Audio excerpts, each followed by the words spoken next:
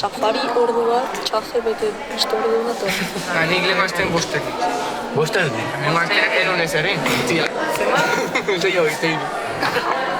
Gaur egun haur eta gaztiek dazkaben jarrera desegokienak nik esango nuke izango ziala irainak, jendia baztertzia, argazkia konpartitzia baimenik gabe, edo inkluso stikerrak itia burla egiteko.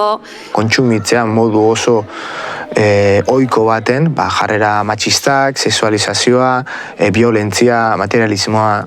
Eta batzutan beraien identitate propioarekin eta beste batzutan anonimotasunaren izenean, ez? Hortaz, azkenean urrun egoteak, pantailaren atzean egoteak, horrek bestearekiko empatia faltan izan dezaken eraginarekin eta anonimotasunaren izenean sentitzen den boterearekin, batzutan baditugu, edo badituzte, baina baditugu ere oroar, jarrera desegoki batzuk. Netzat adibidez, ziberbullyinga ez da bakarrik argazkin asuntua, bai dela baita iraintzea edo gauza txarrak esatea mezu bidez, eta nire gertuko jendei askotan pasa zaie. Eta esan, hau pasa zaie, dezaketzera. Eta holako gauzak bai esan bar diela. Gero baita adibidez, eskolatan eta hola pertsona batzuk jasotzeuen buline, igual da, norbera, ni adibidez pertsonai baino gehiago sentitzen baldin bana ez, azkenen pertsonai baldin badago gaizki ikusita bezala jendek ahalmen gehiago dauke pertsona horri bullying egiteko. Nik uste eskolako kasutan taula beti izateala norbait, igual pixada serreuna zurekin hola, ze bestela zure lagun bat hola baldin bada nik uste etzola arrazoi geukiko zuri egiteko, azkenen zuri mina egitizun zerbait da. Eta orduan nik uste dela norbait ezagune, baino ez zure lagune. Pixkat, ez dakit, o distantzia ointzeana, o arazo bat eukizuna. Azkenen jazarpena egiten dutenak, jendea zautzaizuna eta badakina nun sartu hor mina egiteko, o zertaz hitzein mina egiteko, ze azkenen ez baldin badizu ezautzen, ezin dute esan zerbait. Ez dakitelako min egiteizun oez, orduan nire ustez erasotzailea beti izango da pertsona bat zutaz asko dakina. Aldiot eskaulagun bati argazki bat ez igotzeko beak igotzen do, eta oia hor gehituta dau, betiako, naiz eta borrau hor dau, eta nik nire lagunei esan diot ez igotzeko, baina beak igo do, eta hoi azkenen baita da errespetu falta datu ezelako zehose. Norbera galdio kapturatea argazkin bati bat, eta gero denak elkarri bialdu, eta azkenen hori gero jende askok euki daikela argazki o bideoa. Bai pasa zitzaiten igual Instagrame egonun oindala 3 urte argazki bat nire arpegina zinmaz. Eta pertsona batek intzion stikerra nire argazkiri, gehien bat mutiengatik esateko, eta, ez ziren grazia hondikin baina. Nik uste eta ikusak laula pertsona horrek nola hartzen edo nola jasatzen da broma hori, ze mine edo bai ja ez da broma bat konsideratzen ja hori atake bat o ziber jazarpena zela konsideratzea dut, ikusak da nola erantzutena pertsona horrek. Nik uste gehienetan, izateiela gertuko jendea ezautzeizuna kontu faltsu batetik.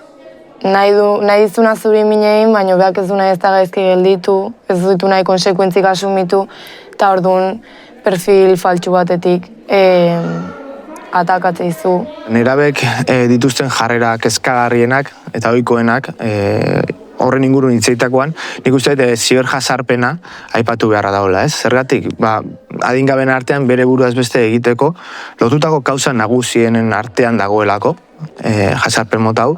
Eta ez tebastu behar, idatzita gelditu dana, edo bideo baten jasota gelditu dana, zelako indarra dakan. Ze hori hor betirako gelditzen da, ez da ni beti esaten ez da nik gelan pertsona bati broma bezala ikasleekin askotan iten dut, eta irain bat botatzen diot, baina barrez eta joku tonu hortan, ez? Eta galdetzen diot, minin dizut? Ez. Zergatik, nola jakin dezu, nik hitz potolo bat esan dizut, hitz itxusi bat esan dizut, baina esan didazu barreiten, tonu baten, kontestu baten, hori grabatuta usten baldin badeo, nun baiten horrek kontestua eta guztia galtzen du, orduan, horren kontzientzia eukitzentzeko importantia da. Emin emozional oso handi bat ezin deskonektatu dezakedana, bestetik luzatu egiten da denboran, eta hirugarren ezaugarri bezala izango litzateke nire behar baten kontra joaten dela baita ere. Ikerketa daude, olako erasoa jaso dituzten gazte horiek heldu izatela iristen dianean oraindik ere zauri horiek hor daudela. Oso mingarria da.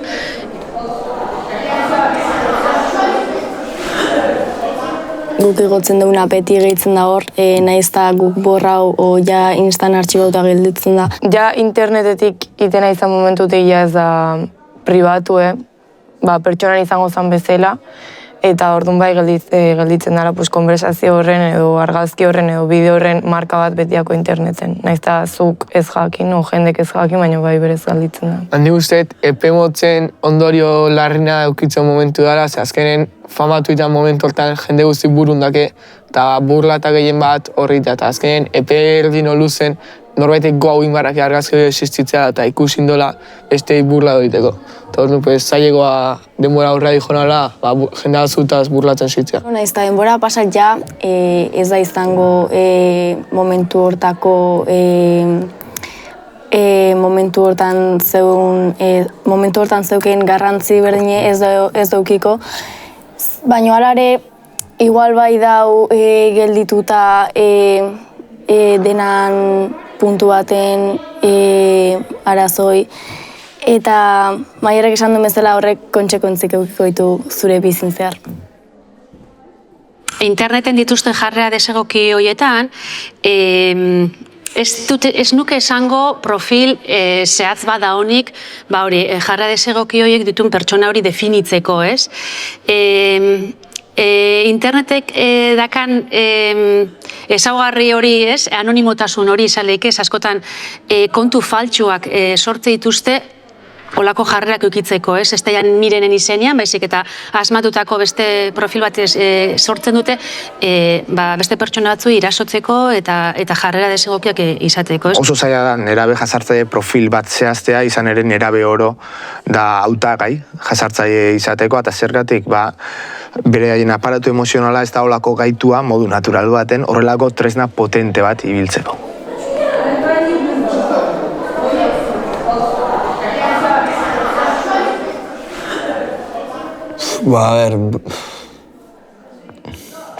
Ez dakite. Nik usteet gure bizitzako momentu baten, sare sozialak dazkeunetik momentun baten oesten, intentzio txarrakin o intentzio onakin sartu gala norbaitekin, danak. Igual ez kiston intentzio txarrakin, baina igual indau komentario bat, beste ez diona ondo senta, o minen diona orduan. Nik usteet alde hortatik bai izan gala erasotzaiek danak. Igual ez intentzio txarrakin, baina igual nahi gabe o komentarion bat oze, beste ez diona oso ondo sentau. Eta, eta git. Nik uste azkenen beti dena soltagoela komentario bat pentsa gabe beste izera ginitaken, azkenen zu soltatzezu broma iteko edo jakin gabe ze ondorioak arlitzaken. Etzare pertsona baten aurren, azkenen pantaila bat dau, eta aldezu edo zer gauza esan, beste pertsonak ez dolako jakin behar zuzeala aidana esaten. Sare sozialetan pantailan atzen gare eta denak ausartago gea, edo zer gauza esan daikeu. Gero kalean ikusten bagea, betire hitzek kontrola egiteu, o lotxa egiten gara eta ez espresatzen deuna o sentitzen deuna esaten. Pertsona lotxati bat edo aurrez aurre zailtasuna dazkana bere pentsamenduak iritziak espresatzeko, interneten da ate bat irekia hortarako. Pantailek ematen duten babesak ez, eragiten du neurri handi baten, nerabeek buruz burukoan eramango ez dituzketen jarrerak eramatea, ez? Eta gero erasotzailea edo jarre desegokia dakan pertsona horrek, bi puntu esango nituzka alde batetik, egon daiteke bautxune bat, gabezi bat, bere beharrak beteta ez dakan gazte horrek erasoa edo hortaz baliatzen da ni hemen nagola esateko, eta hor autoestima bajua isladatzen duen nabarmen. Eta beste kaso bat izan leike baita ere nerabezaroan trastadakiteko momentua dela. Dano bizi izan dugu hori, eta diferentzia nabarmena da gure garaian nerabezaroa analogikoa bizi izan genduanak timbria jotzen gendituan, o harriak bota ez dakizera ikuntzari kristalak puskatzeko, hori gauza bada, eta beste gauza bat askoz larriagoa da beste pertsona bati era publiko baten eta betirako gelditzen den eraso hori hor lagatzia, ez? Oso larria da. Hor badaude jarrera pila bat beraiek idatzi gabeko arau bezala barneratu dituztenak, eta uste dut ez direla konstiente benetan horrek guztiak zer eragin duen beraien bizitzetan. Nire iruditzen zait, zeuzeigo aurretik baimena eskau behar dela ez balin bazeazu, bide hortako argazki hortako protagonista, ze azkenen zeuzei publikoa aitea zoaz, eta edozeinen eskuta alda iritsi, eta leheno inigo esan duna, ondo atabatze balin bazea, adizu ez inporta, baina gero gaizki atabatze balin bazea, eta zabaltze balin bideo argazki hori, jende aldazukin sartu, eta berez zuk ez dezu igo, eta orduan ez da zure kulpa hoi zabaltzea, orduan ozerrigo aurretik beti baimena eskau behar da. Bakoitzak baki zer daun ondo eta zer daun gaizkita nolako minaldi honin beste pertsonai, eta hoi kontutan daukeu gehien bat. Nik usteet bakoitzak bakila ze puntuta iritsi daukeun interneten idazten deunakin.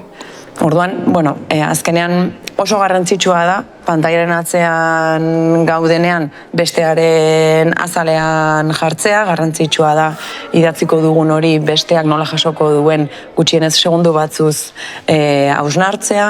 Eta erasoak indun horretzat ere nik uste laguntza behar dula, hausnartzea pixka zergatik datorren guzti hori, ze gerora begira ere pertsona horrengan nik uste eragina ere badagola.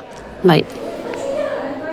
Azkenean pantailen atzean egiten dugun guztiak gutxi asko izan beharko luke aurrez aurre egingo genukeenaren antzekoa, alegia idatziko dugunak balio behar luke aurrez aurreko elkarrezketa batean, eta hortaz, ditugun interakzio guztietan izan, sare sozialetan izan komunikatzeko tresnetan, empatiaren ariketa egitea ezinbestekoa da, eta empatia bera modu sinplean definitzeko, beti esaten dugun bezala, azkenan ez egin beste izuretzat ez duzuna nahi.